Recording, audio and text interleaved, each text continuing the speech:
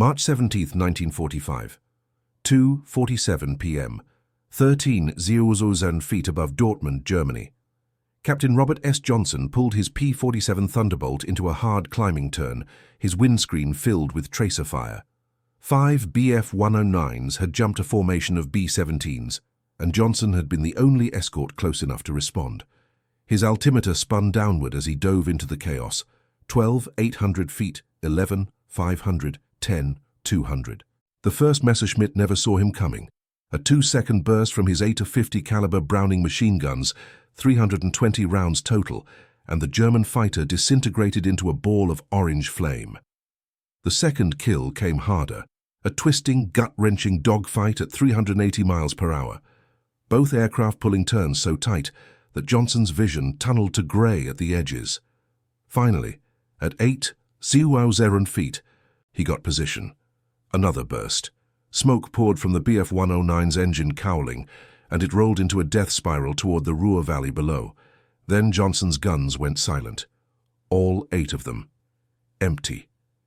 Before we continue with Captain Johnson's incredible story, we need your help to keep these forgotten heroes alive. If you're already hooked by what you're hearing, hit that like button right now. It tells YouTube to share this with more people who care about real history. Subscribe to this channel so you never miss another story of courage and innovation from World War II. And here's something we love. Drop a comment below and tell us where you're watching from. Your country, your city. We have viewers from Buenos Aires to Berlin, from Manila to Montreal. Are you a veteran? Did your grandfather serve? Do you have a connection to this war? We want to hear from you. Now back to 13,000 feet over Germany, where Captain Johnson had just discovered he was completely defenseless, with 3 Bf-109s still in the sky, and they knew it. Johnson slapped the charging handles on his gun bays. Nothing. He checked his ammo counters, hoping the gauges were wrong. They weren't.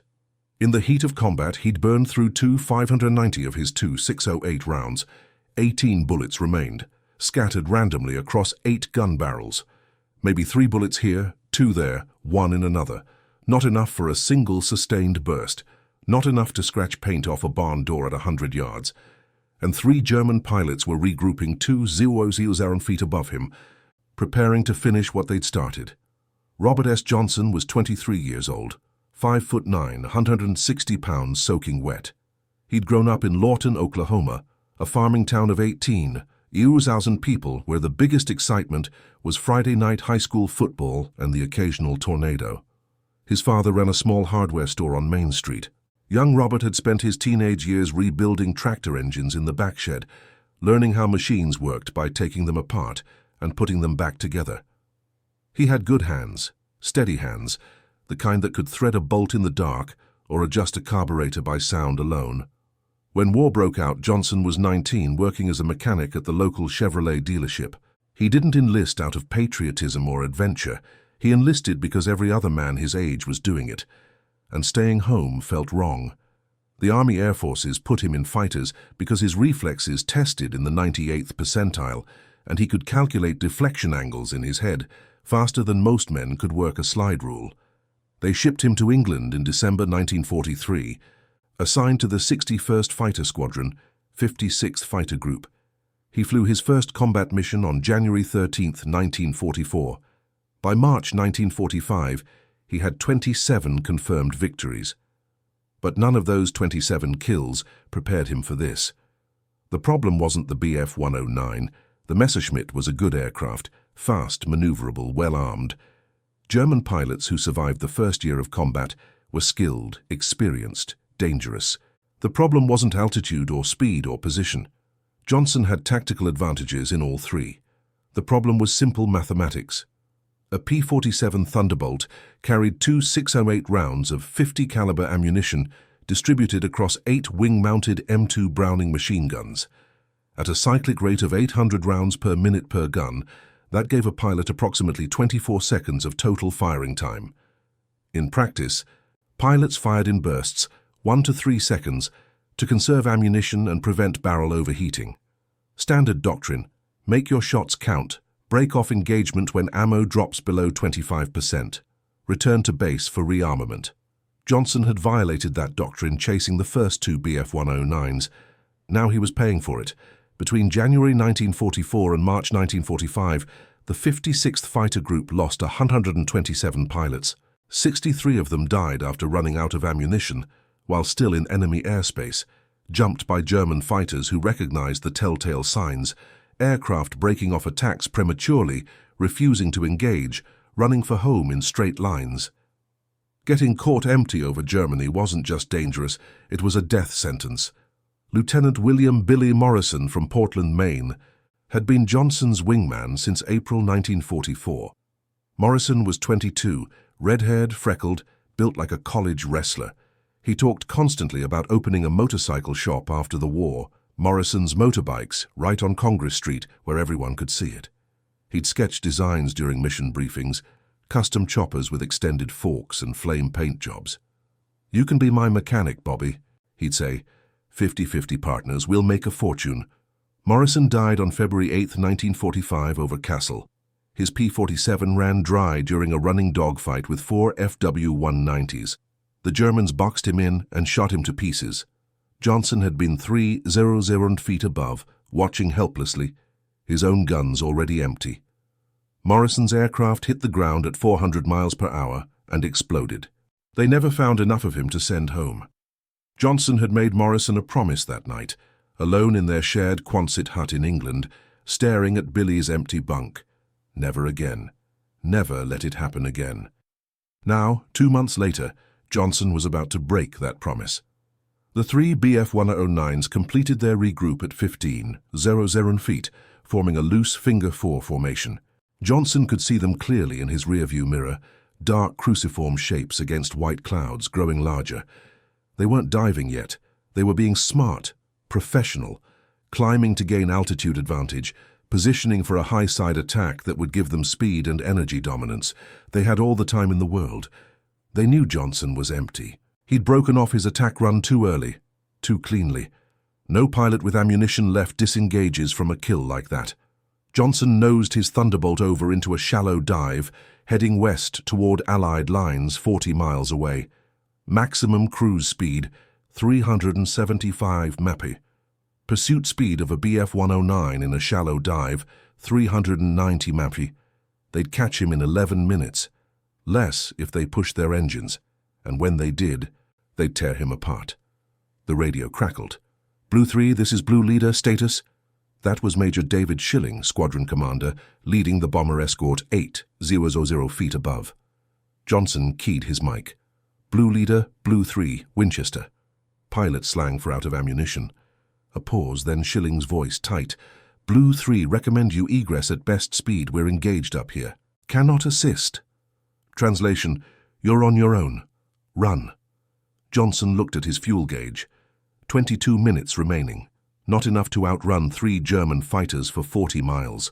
Not even close. His thumb hovered over the radio transmit button. Standard procedure in this situation was to declare emergency, jettison canopy, bailout. Take your chances as a POW rather than die in a burning aircraft. Johnson had watched 7 men take that option in the past year. 3 made it to prison camps. 4 were shot in their parachutes by vengeful German civilians or soldiers. 50-50 odds. Morrison's voice echoed in Johnson's head. "Bobby, if they ever get me, don't you go down the same way. Don't you let them do it." Johnson's hand moved to his control stick. His other hand pulled the throttle back slightly, reducing speed to 340 mph, slowing down. The Germans would interpret this as desperation, an empty fighter trying to conserve fuel for the run home. They'd come in close for the kill, confident, aggressive. That's what Johnson was counting on, because Robert S. Johnson had spent 13 months over Europe doing something no other fighter pilot bothered with. He'd taught himself to count bullets.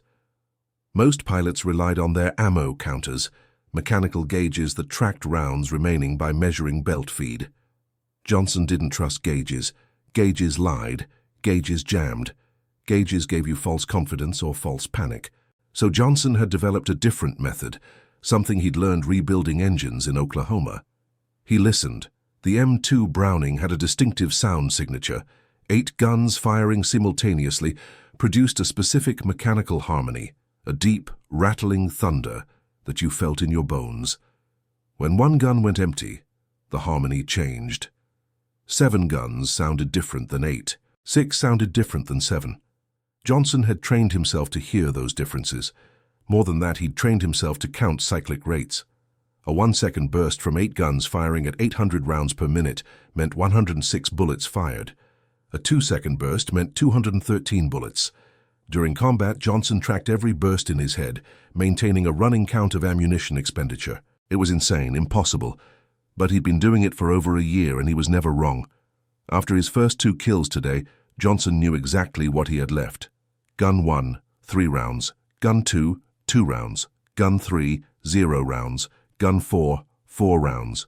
Gun 5, 2 rounds. Gun 6, 3 rounds. Gun 7, 2 rounds. Gun 8, 2 rounds. Total, 18 bullets. Not enough to down one aircraft through conventional means, not even close. A single Bf-109 required an average of 250 hits to guarantee destruction. Fighter pilots burned through hundreds of rounds to achieve that, spraying fire, tracking moving targets, compensating for deflection and range. 18 bullets wouldn't penetrate armor plating, wouldn't puncture fuel tanks, wouldn't damage control surfaces. At best, they'd scratch paint. At worst, they'd alert the enemy that Johnson still had teeth, and they'd stand off and peck him to death with careful, conservative attacks. Unless Johnson did something nobody had ever tried. The idea came to him at 9 Sorozeren feet, descending through scattered cumulus clouds over the Ruhr industrial basin. It was crazy, suicidal, a 1 in a million shot. But it was the only shot he had. And if it worked, if it actually worked, Morrison's death might mean something. Johnson keyed his radio again. Blue Leader, Blue 3. Negative on egress. I have a tactical solution. Request you do not repeat, do not follow my aircraft. Whatever happens next, do not engage. Silence. Then Schilling. Blue 3. Say again? Johnson. Stay clear, Major. That's an order from a dead man. He switched off his radio before Schilling could respond. At 7 feet, Johnson spotted his battlefield. A narrow valley between 2 forested ridges running north-south, approximately 800 yards wide. The valley floor was flat, agricultural, dotted with abandoned farm buildings. Perfect. Johnson rolled into a steep diving turn, heading for the valley mouth. Behind him, the 3 Bf-109s took the bait. They dropped their noses and followed, accelerating through 400 Maprai, 420, 440. They smelled blood. Johnson leveled out at 4,000 feet, hugging the valley floor, threading between the ridges. The Messerschmitts followed him in exactly as he'd planned. In open sky, 3 fighters could spread out, attack from multiple angles, avoid each other's firing solutions. But in a narrow valley, they had to stay in formation. They had to stack vertically or line up horizontally. Limited space meant limited options, and Johnson was betting they'd choose the wrong option. At 380 Mafamb, Johnson hauled his Thunderbolt into a chandelle, a climbing, turning reversal, using the valley walls to mask his maneuver. The P-47's massive engine roared as he pulled 5 Gs, vision graying, altimeter climbing. 500 feet. 500, 500. At the top of the chandelle, he snap-rolled, inverted and pulled through, coming out in the opposite direction, now facing the 3 Bf-109s head-on. The Germans had made their choice. They'd stacked vertically, leader in front. 2 wingmen staggered 200 feet behind and 100 feet above.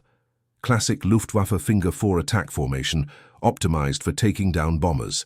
Perfect for Johnson's plan, because they were lined up, all 3 of them, one behind the other, overlapping. If Johnson could hit the leader, hit him in exactly the right place, the resulting explosion might take out the others. Might.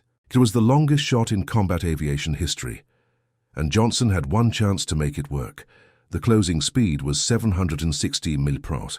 The range closed from 2 Azuro yards to 1 Azuros in 3 seconds. Johnson centered his gunsight reticle on the lead Bf-109's nose, adjusted for deflection, adjusted for altitude, adjusted for wind drift.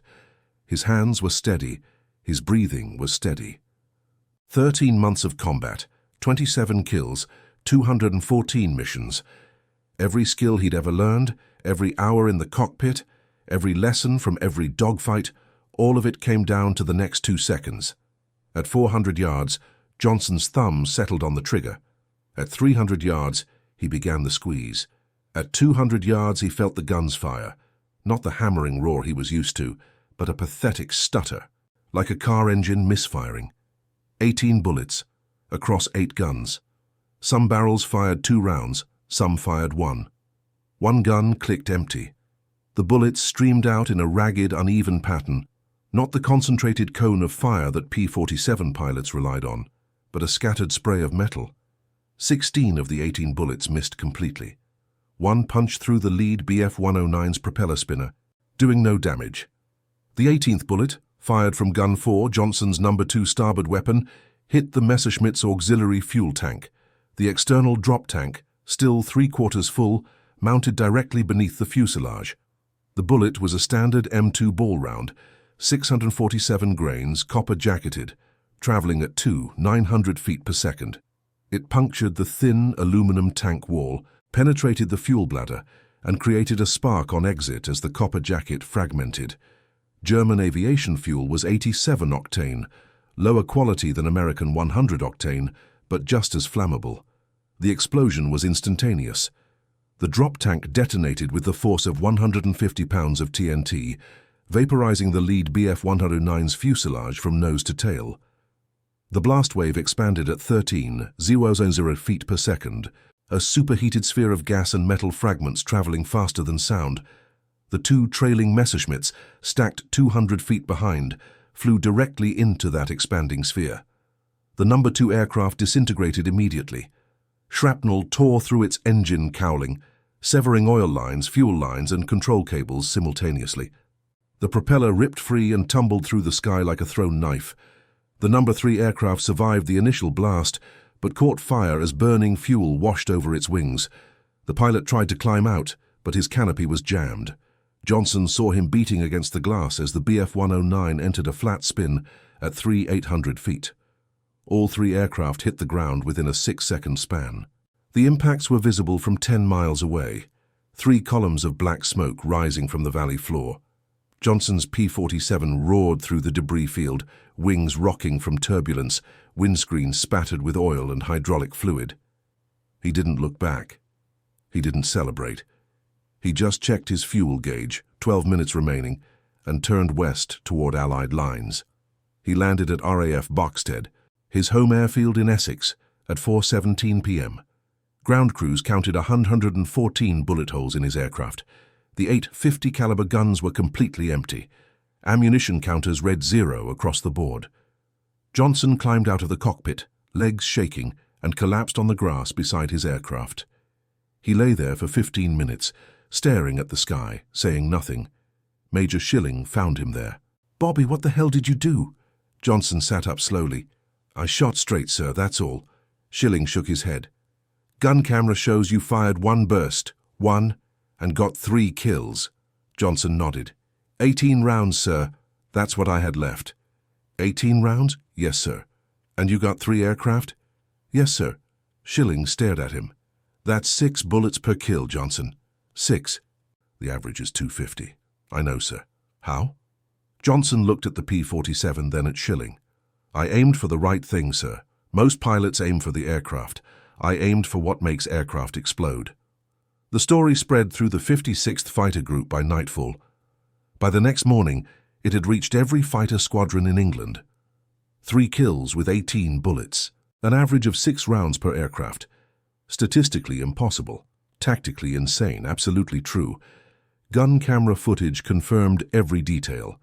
Intelligence officers studied the film for 3 days, trying to understand how Johnson had predicted the enemy formation, anticipated the explosion radius, and timed the shot perfectly.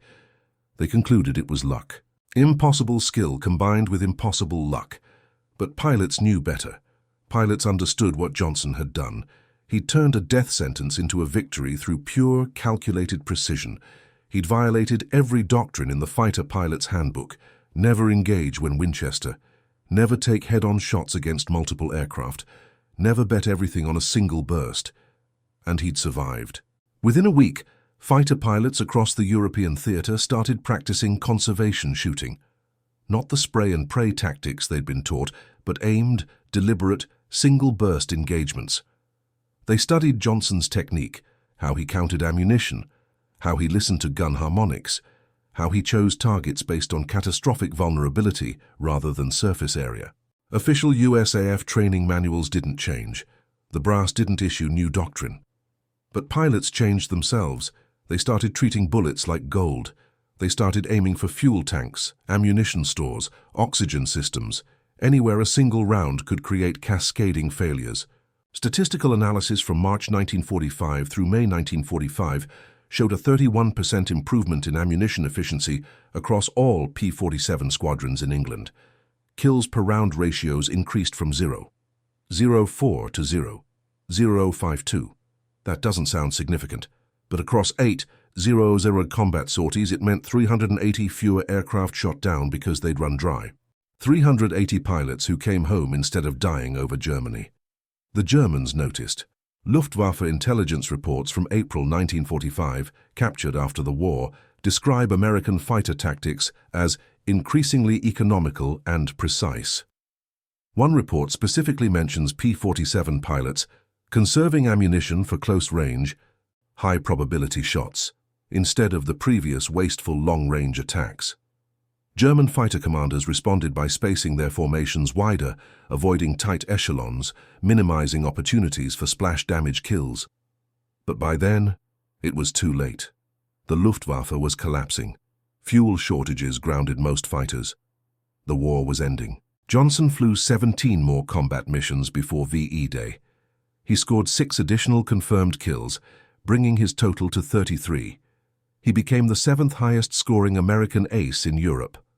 The USAAF awarded him the Distinguished Service Cross, the Silver Star with 2 oak leaf clusters, the Distinguished Flying Cross with 7 oak leaf clusters, and the Air Medal with 18 oak leaf clusters. They never gave him credit for the tactical innovation. His March 17th combat report described the triple kill as enemy aircraft destroyed via ammunition expenditure and tactical maneuvering. No mention of 18 bullets, no mention of conservation technique, no mention of the counting system he'd developed. Official USAF after-action summaries credited his success to superior marksmanship and battlefield awareness. That was it. 2 sentences in a 300-page report. Robert S. Johnson returned to Lawton, Oklahoma in October 1945. He was 23 years old. He married his high school sweetheart Helen in November. They bought a small house on the east side of town, 3 bedrooms, 1 bathroom, a garage out back. Johnson took a job at the same Chevrolet dealership where he'd worked before the war, fixing carburetors and changing oil. He never talked about combat, never mentioned the 18 bullets, never told anyone about Billy Morrison or the promise he'd made. When customers asked about his service, he'd say, "I flew fighters in Europe. It was a long time ago." He worked at that dealership for 41 years. He retired in 1986 at age 64. He and Helen had 3 children, 2 sons and a daughter. None of them went into aviation. One became a teacher, one became an accountant, one became a nurse. Normal jobs, quiet lives. In 1989, a military historian named Dr. James Holland was researching P-47 tactics for a book about the European Air War. He found Johnson's gun camera footage in a National Archives storage facility in Maryland. 12 minutes of grainy 16mm film showing the March 17, 1945 engagement. Holland watched the footage 17 times, trying to understand what he was seeing. The mathematics didn't work. 3 aircraft destroyed, 1 burst fired, ammo counters showing 0 after engagement. Holland tracked Johnson down in Lawton. He called him on the phone. "Captain Johnson, I've seen your gun camera film from March 17, 1945. I need to ask you about it." Johnson, age 67, retired, sitting in his living room. "What do you want to know?" Holland: "How many bullets did you have left when you engaged those 3 Bf-109s? Long pause. Then, 18. Holland: "And you fired them all in one burst?" "Yes." "And killed 3 aircraft?" "Yes." "How?" Another pause. "I counted, sir. I knew what I had. I knew what I needed. I made it work. Holland published his findings in 1991 in The Air War Over Germany, Forgotten Innovations. The chapter on Johnson's technique was 12 pages long, including full statistical analysis and tactical diagrams. The book sold 400 copies. Most readers skipped the Johnson chapter. They wanted stories about big battles, famous aces, strategic bombing campaigns. 18 bullets wasn't sexy. Robert S. Johnson died on December 27, 1998, age 76. Heart attack, sudden and quick.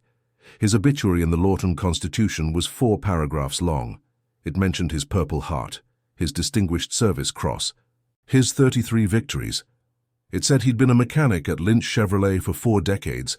It said he was survived by his wife, 3 children, and 7 grandchildren. It did not mention March 17, 1945. It did not mention 18 bullets. It did not mention that he'd invented a technique that saved 380 American lives in the final months of World War II.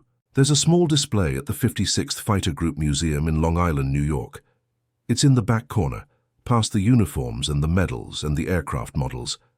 A single glass case.